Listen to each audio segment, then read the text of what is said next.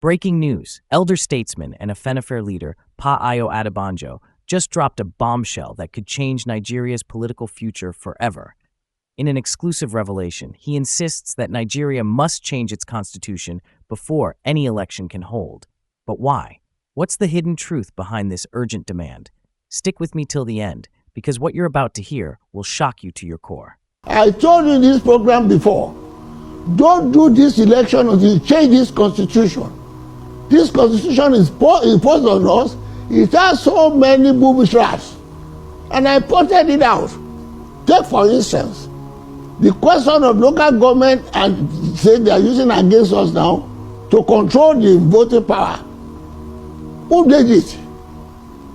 It is the federal constitution that created more local government in the north than in the south, created more local states in the north than in the south. It is not in the constitution that we came together in 1960. I have pointed that out several times. But he pretended that he doesn't hear. And you president that he didn't go into that. Why is he reluctant if he's prepared to keep this country together? And the component parts say, well, if you want to keep us together, let us agree on the constitution that we all agree to. Why should that be a problem if he's sincere about keeping this country together? If it's not stubbornly keeping to the fact that, well, I will be together if I am the rider of the horse. I have said that several times. So there's nothing they have done that is said to me. I only hope, I only pray that General Obasanjo, the Israel is incorrigible about Nigeria, and Jagaban, who said no, he's the one who is the next president. They will now see the light. These people are deceiving us. We don't want to be in all Nigeria. What we are saying is change this constitution. All the boo-boos are there. And as long as Buhari is there, he will not change it. If he doesn't change this constitution, this country will break. And I tell you about it. If they go on this, forget Nigeria. Forget Nigeria. I'm not hearing about it at all. Any patriotic Nigerian who wants this country to change now, press for a national government where we are going to change this constitution and address the question of security before any election. Any election that this constitution is a farce. It's an exercise in futility. You can never get peace if you are only serious. The northern people are preparing to push us into war, which they are prepared for. All the Hausa Fulani who are in the south, they call themselves the Fulani herdsmen, they are armed with AK-47. The moment you say pam, they are on your neck. All the security people are in their hand. Head of the army, head of the navy, head of the air force, security, custom, and immigration. All strategic positions they are in their hand. You can only fight back by our civil disobedience. Refuse to take part in this election. It's a farce until we change the constitution. If you don't change the constitution, all the grammar you are talking, you are wasting your time. In part of the country, some key political figures are trying to build dynasties. In Jigawa State, for example, 3 Lamidos. One is going to the Senate, one is going to the House of Reps, one is going to be a governor. In Delta State, the daughter of the governor, Governor Okowa, the daughter is going to is running for House of Assembly. She won the battle to get the ticket.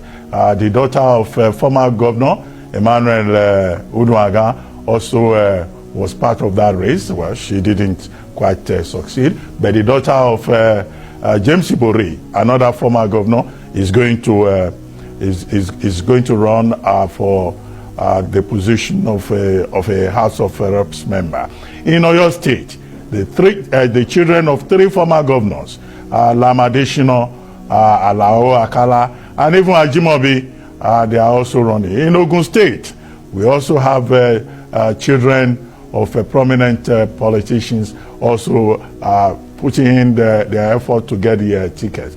Now, is this a new thing? People trying to build dynasties? Is it only children of prominent politicians that are good enough for tickets, or it's just that these their privileged children, are just also exercising their constitutional rights? Mr. Abati, I know you are old enough to have witnessed part of administration of Shifaulo under the Action Group. All this dynasty creation comes up under this after 1966 imposition of the Constitution by the Muslim North.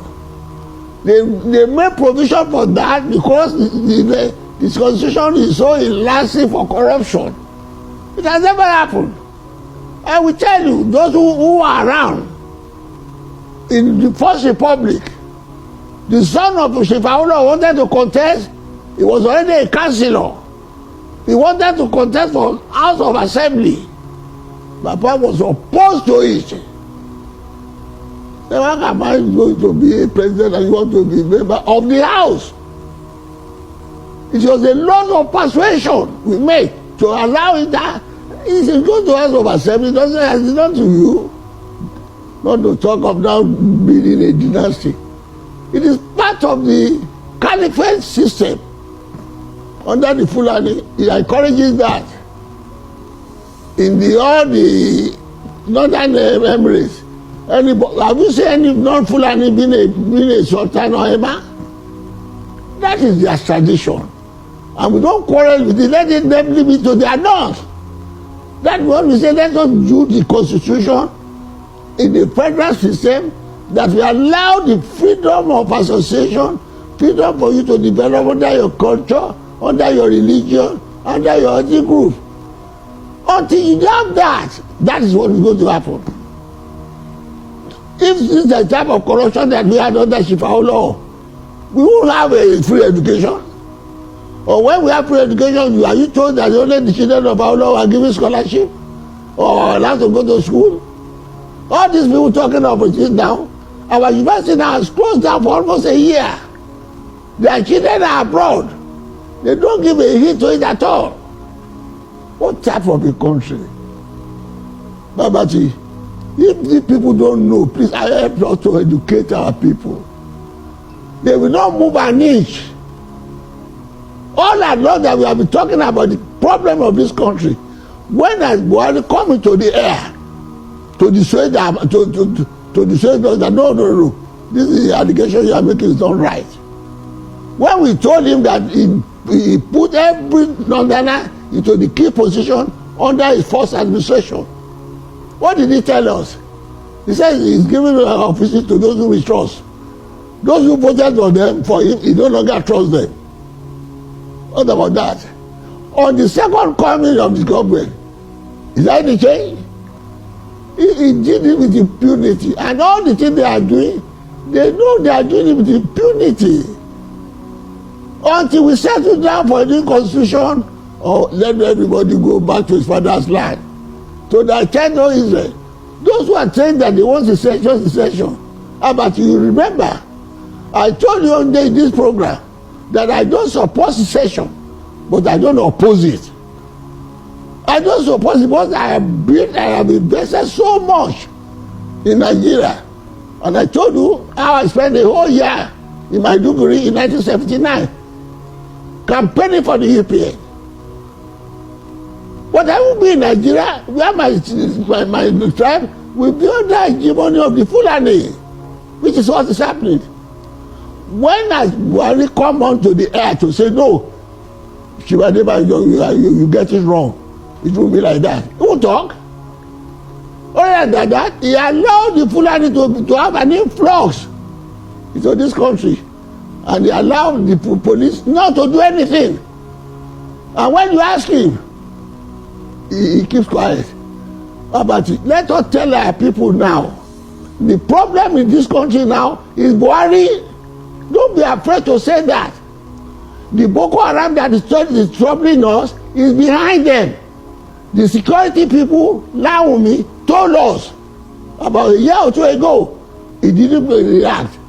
He himself told us that he knows about the Attorney General, told us that 200 people behind Congo and Fulani that released them.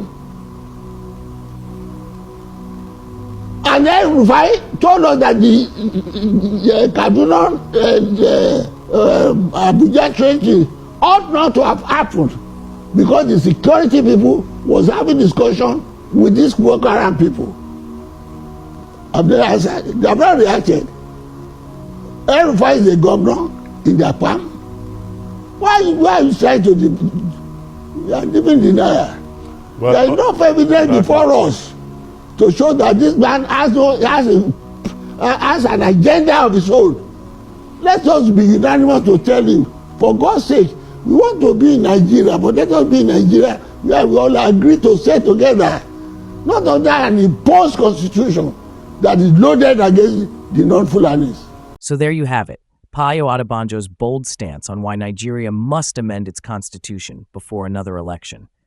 Is this the wake-up call Nigeria needs, or is the system too deep to change? One thing's for sure, the future of Nigeria's democracy hangs in the balance. What do you think? Should Nigeria restructure before the next election? Drop your thoughts in the comments below. Let's get this conversation trending. Don't forget to like, share, and subscribe.